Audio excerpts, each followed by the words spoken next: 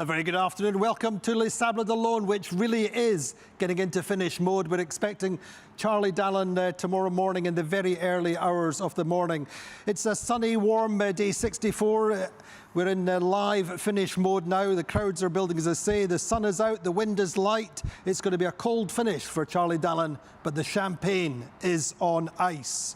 Now then, the news from the racecourse. Well, it really is all about the finishes. Charlie, should be in the early hours of the morning. Behind them, way down the racetrack, the duel between Jeremy Bayou and Sam Goodchild goes on. They went across the equator yesterday evening around about 11 o'clock UTC. Only 3 minutes and 39 seconds between these two. They're still only a couple of miles behind as they cross. This whole group, 4th to 10th, it really is a great supporting act. It's going to be a fascinating race all the way to the finish, and it looks anything but straightforward. So Charlie is poised, he's serene, he's calm. It's just the last hours of his race, and he's just enjoying the moment, and is coming in for what should be a popular and well-deserved victory. And as ever, Charlie, super professional. For his English fans, he sent us some messages in the early hours of the morning. And this is Charlie. Even though I'm really close to the finish, I'm feeling like I'm spending more time on the ridings than during the rest of the race. Hopefully, a flat sea state. That's what I picture anyway. Like the boat nicely skimming upwind, sometimes foiling, close to the coast. Yeah, that would be that's how I picture it. Hopefully, the only variable is the sea state. Hopefully, the state will be okay. Probably going to sail pretty close to the home base, and yeah, it's a nice symbol. I don't know if it's a symbol is the right word, but to be standing close to finish there, where the boat is based and the boat was built. It's kind of it's pretty cool, I think. So maybe I see the Glenons, which would be even nicer. So Charlie Dallin pretty much coming through his backyard towards victory in the Vendée Globe. We have exclusive footage just shot only minutes ago of Charlie off Penmarsh, as you say, sailing down past his home in Concarneau, where the boat was built in Lorient. And it looks for all the world like he might be out on a training mission of an afternoon. Boat looks immaculate. Charlie looks on great form. Let's say these images were just shot by a helicopter exclusively only a few minutes ago. So that's Charlie Dallin. Now my guest today is Will Harris. It's a Monday. Will joins us every day. So Charlie Dallin passing only 30-40 miles offshore of where you are now, Will. Yeah, it must just feel like a typical day for Charlie out on the water. He spent the last 4 years training where he is now. So what a surreal feeling to be sailing back past it before he makes his way to the finish line, and obviously without too much pressure with Johan being more than 150 miles behind. He's got a nice little bit of lead there, and he can really just enjoy the moment, I think. There's a little psychological moment in any race when you're closer to the finish than your main rival is behind. So that's well past now. But such a contrast to 4 years ago when he came in past Cape Finisterre, multiple jibes, not quite knowing the outcome. Yeah, last finish of the Vendée Globe, there was 5 boats all vying for the overall win. I think they all were within 12 hours of each other. But as we know, you've got to be staying focused right to the finish. It's a busy part of the world. There's lots of boats around. There's lots of things in the water. There's land, and especially when you've been offshore they've been at sea for 64 days now. They haven't really had to deal with the sort of closer coastal sailing, and they've kind of been able to sleep and sail to their own rhythm. Now they have to sail a bit more to the rhythm of the coast. So Charlie's definitely he knows that well, but he's got to keep his wits about him to the finish. But one of the things about Charlie, where we can see just now, his boat is still immaculate. It's pretty much still at 100% from what we can see from these images, and that's key. That's critical. Yeah, I think that's exactly why he's got so much. He can be much more relaxed in this edition. The boat's in great condition. The last time he was strapping his foil to the side of the boat, and we can see from those images there, everything's looking good. He's got the next sail ready to hoist, and it's about sailing his strategy and focusing on the race and not having to worry about the fact that the boat might not be at 100%. He's got the boat in great condition, and he can just enjoy the moment. Well, I'll come back to you in a few seconds. Clarice Kramer is sailing a really, really solid race on L'Occitane en Provence at the moment. She's been dealing with some quite challenging thunderstorms over the last few days. Pretty unpredictable, but I think, Clarice, you look like you've recovered a little bit. Yeah, hi everyone. Yeah, I'm super happy to have finally reached the trade wind. I'm out of this cold front that was a bit annoying and not. We say, this is a permanent cold front that it's not supposed to move, but I can assure you it was moving a little, and it was hard to cross it. So I'm happy it's over and happy to be finally heading north. You've had a little bit of rest and recovery time, have you, or is it still full on at the moment? Yeah, the last night was much more nice, much nicer than the previous one. But I hope I have other nice nights. I need them. And what's ahead? You have this match between yourself, Benjamin Dutroux, and Sam. What's ahead for you in terms of that little group? Well, it's kind of a speed test until the Dordogne.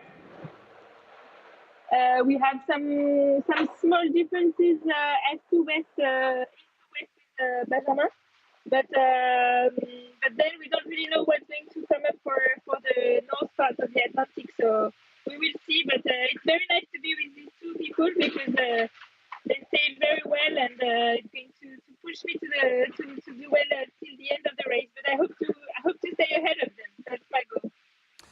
Clarice, draw some comparisons with this point in the last race. The last race, you were struggling in the South Atlantic quite a lot. It was difficult.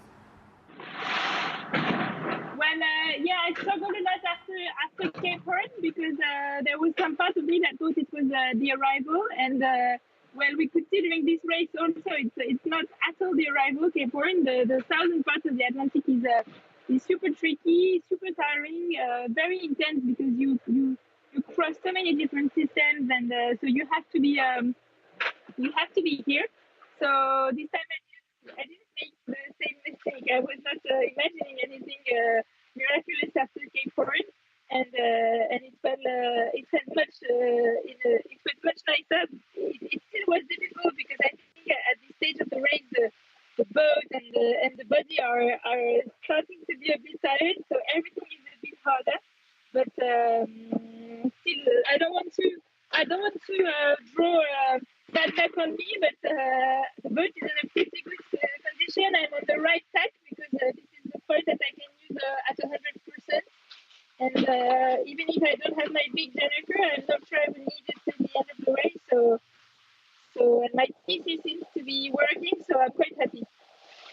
Meantime, Clarice, we've got Charlie Dallin finishing. We've got Johan Richomme not far behind.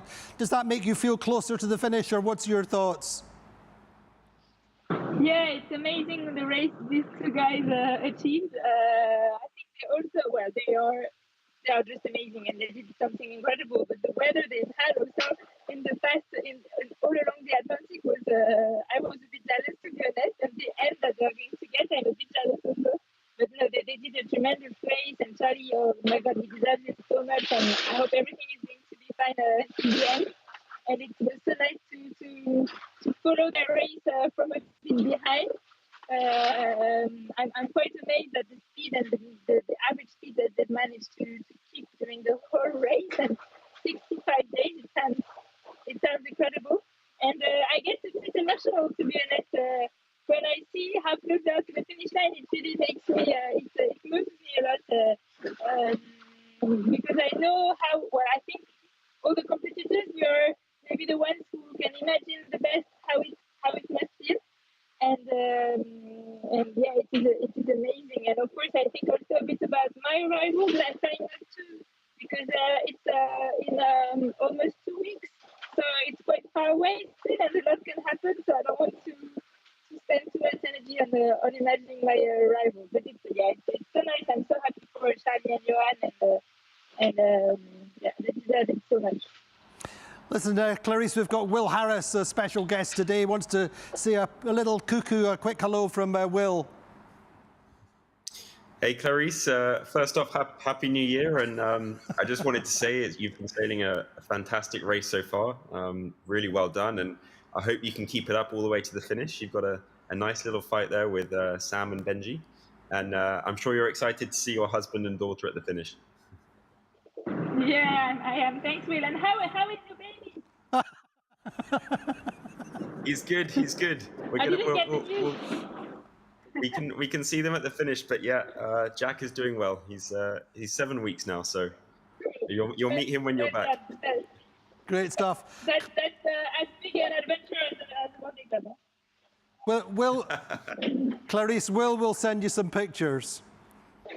Yeah. Okay, cool. I want them. I'll keep you updated. Great stuff, Clarice. Great to see you smiling, enjoying your race and going well. Thank you so much for joining us and love your energy. Well done. All the best. Thanks, everyone. Bye-bye. Bye, Clarice. So then, Will, a few thoughts on Clarice's race. Compared to the trouble she's had over the years getting there, she's delivering a fantastic race, really, isn't she? She's really proving herself in this race.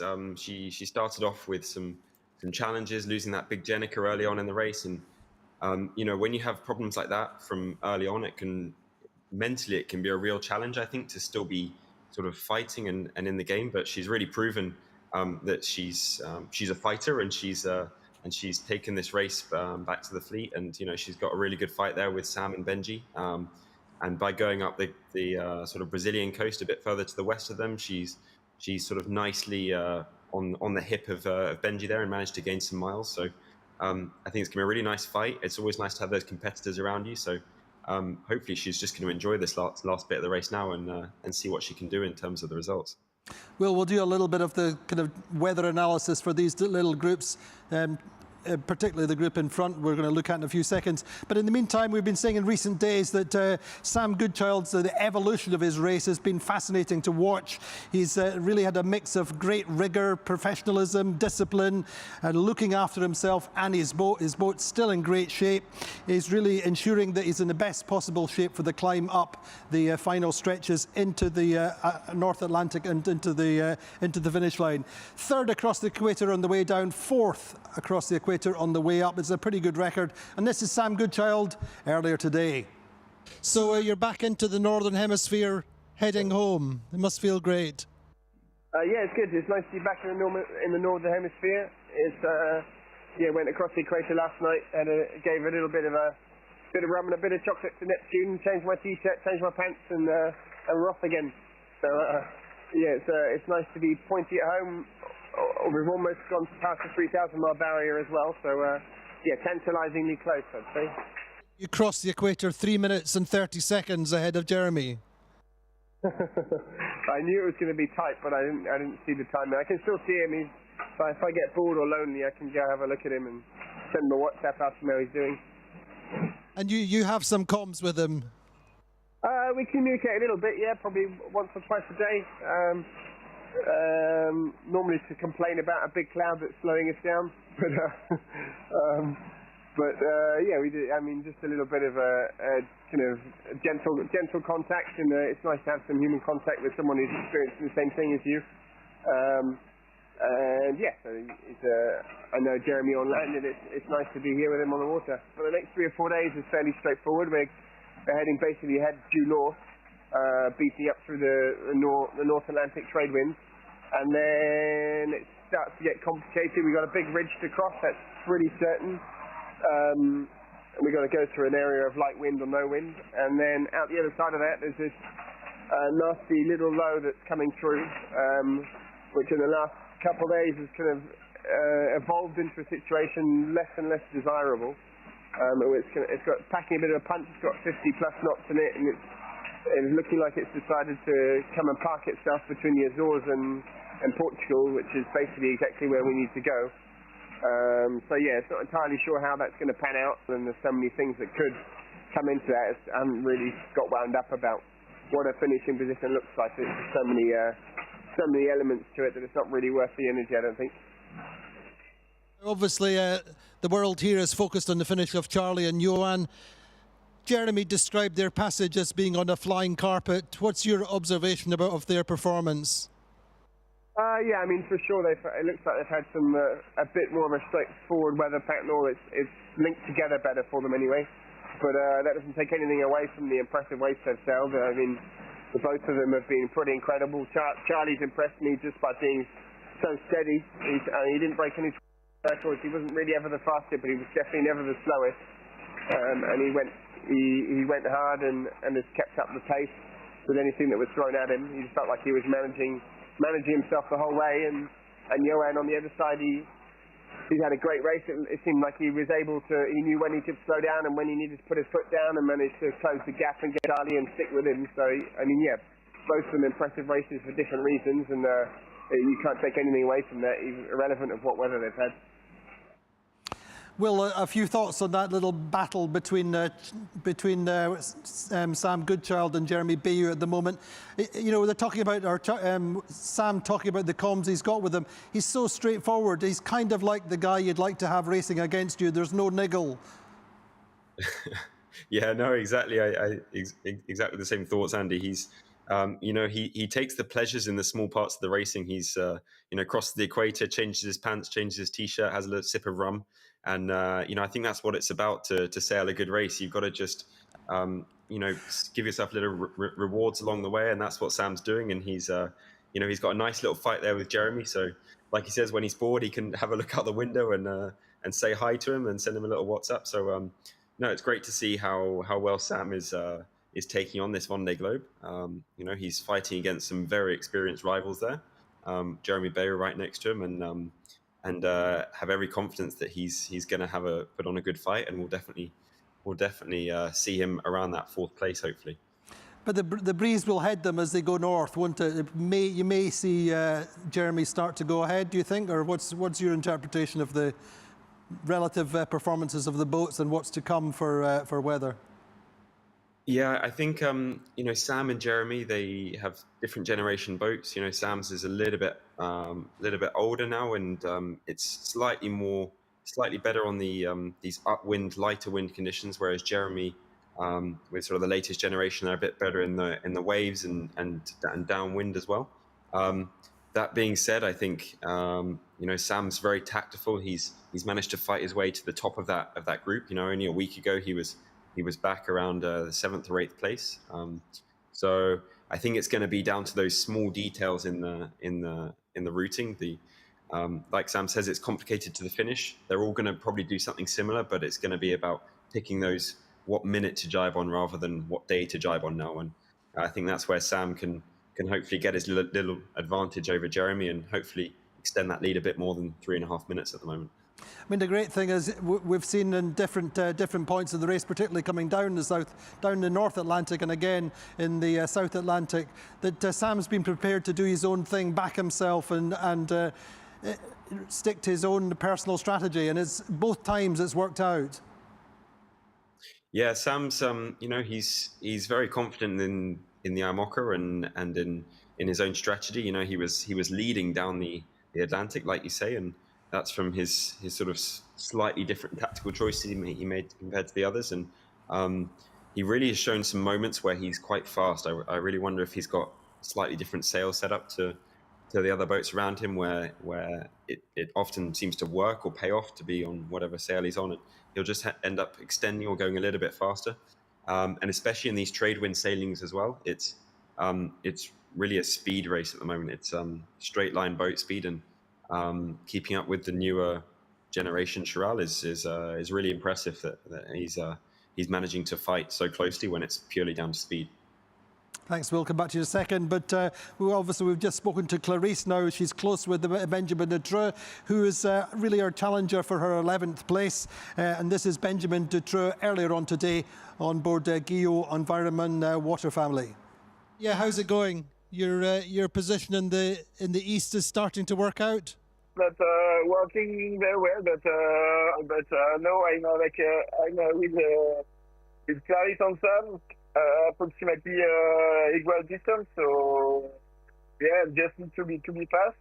And my position will look a little bit in the east, so I can I have more possibility to choose a position to pass the bottom row. So yeah, we will see.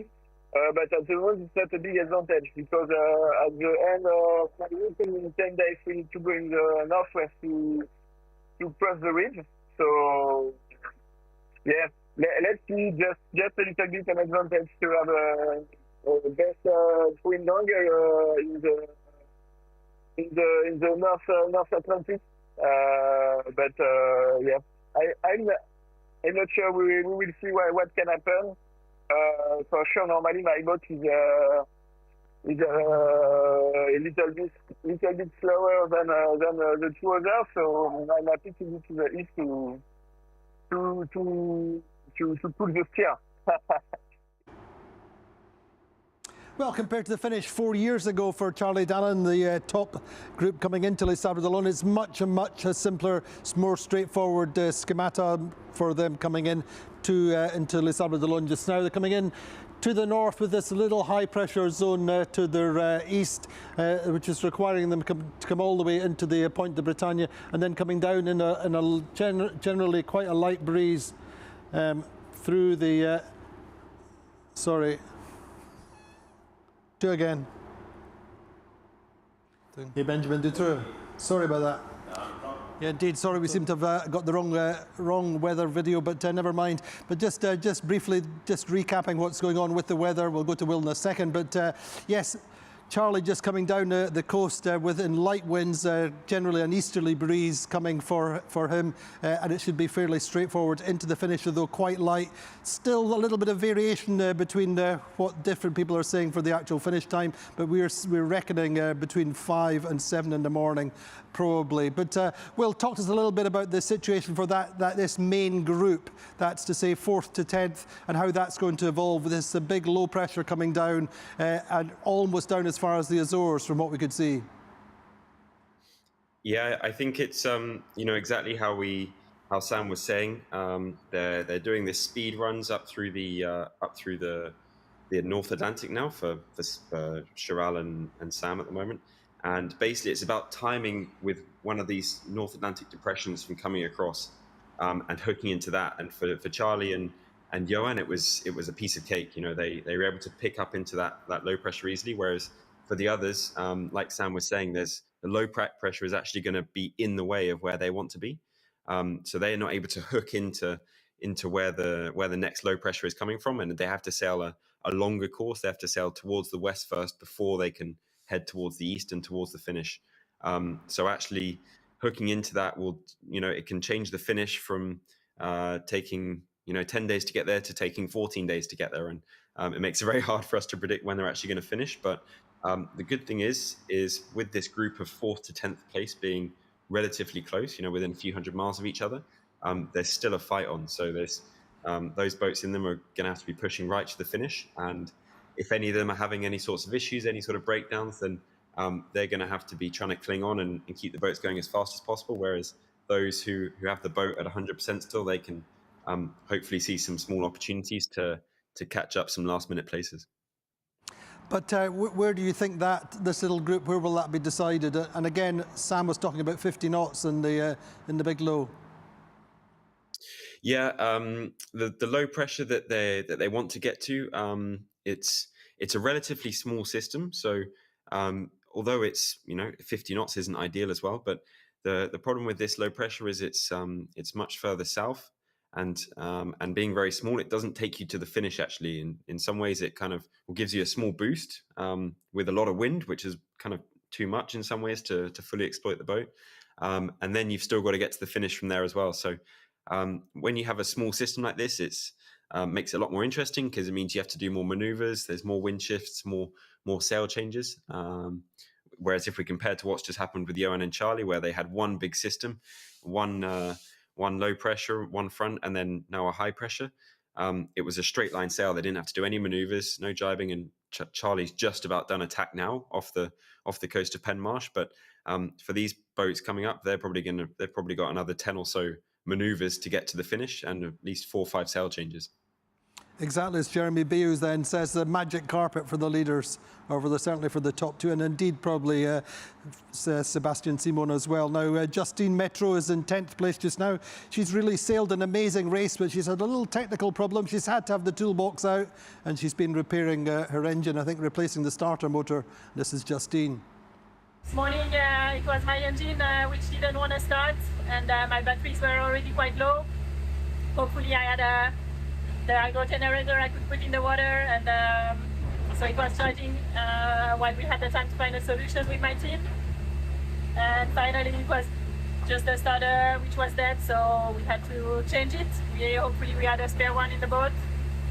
So it's done now, and as you can hear, the engine is running and it's charging, so happy with that, because it's a bit stressful when you start having energy issues on these boats, and yeah, we can't use the hydro generators all the time as well when it's too fast, so that's a good thing done. I will show you. So this is the new starter installed on the engine. It was not too long, it was like a 15 minutes job to do the change, but yeah, finally we found the solution. So now I have to pack everything back, and this is the starter I took off. 5, 4, 3, 2. A very quick look through the rankings now. Charlie Dallin 178 miles ahead of Johan Richomme at midday today. And fairly straightforward arrival for the two of them. Meantime, Sebastian Simon 900 miles behind the leader, but over or just on 2,000 miles ahead of Sam Goodchild. Sam and Jeremy Beus only 2 miles apart just now at midday. Paul Meha is just 41 miles behind Beus and going well. Nico Lundvin also is very much in the match. This is a very, very tight group. Boris Herrmann in 9th, Justine Metro in 10th. Then further down the table, Sam Davis in 13th, Isabel Josk in 16th, Alan Rura in 17th, Giancarlo Padotti in 19th. And then other than that, Conrad Coleman in a nice position now in 22nd, but quite a big distance forward, I think like 250 miles or so to Tanguy Le Turquet, who's the next boat forward. So big challenge for Conrad. Kojiro Shiraishi in 26th, Violet Deronge 28th, Oliver Heer, to say, coming into Cape Horn in 29th, Yinkun Chu 31st, and Denny van Veenberg still approaching Cape Horn. Still got a bit to go for his race, and now he's in 34th indeed. That's the ranking. Indeed, our Belgian skipper, Denny van Veenberg, up to 34th following the retirement yesterday of Eric Bellion. Will, your thoughts on this this big gap between 3rd and 4th? I mean, this is all about the weather systems they've had, really. I mean, it's an extraordinary gap in some senses. Yeah, you know, firstly, Seb was, you know, since losing one of his foils, he's done an amazing job to hang on to that 3rd place. You know, if we think back to sort of south of Australia, when it wasn't such a big gap, it was only 200 miles or so. But, you know, firstly, he's had to cling on, and he's managed to cling on to those leaders. But secondly, it's been that's the way the Vendée Globe works. Sometimes it's you hook into the right weather system, and if you're the boats that are ahead, you manage to just keep extending. And in some situations, like the last race, that wasn't the case. In fact, the leaders were always getting caught up by the boats behind. But in this situation, it's been a perfect ride home for these front boats. And Seb Simon missing one foil has meant he's sort of dropped off a bit of 1st or 2nd place, but he's definitely managed to stay up there and much closer to those leaders than those further behind. So for 4th to 10th place, it's, you know, it must be hard. You know, some of the boats in that group were hoping to be fighting for the win, and to not have that opportunity is obviously hard, but that's also the challenge of the race within the race. Indeed, Will, and hopefully we'll see you in the race in 2028. But thank you so much for your insight today. And for sure, I think Friday, when Sebastian Simon comes in to his home port, is where he's grown up in Les Sables d'Olonne, that will be that will be one of the definitive parties of this this Vendée Globe, a great celebration for him. So, Will, thank you so much for joining us. Do join us again tomorrow, same time. Hopefully, there may be a chance that we'll postpone if Johan Richomme is coming in to the finish. In terms of finish times, I say it should be between 3 and 5, we think, tomorrow morning UTC for Charlie Dallin. A little bit later on in the afternoon for Johan Richomme, but we'll be live as often as we can with the finishes all the way through until Denny van Verenberg in 35th. See you tomorrow.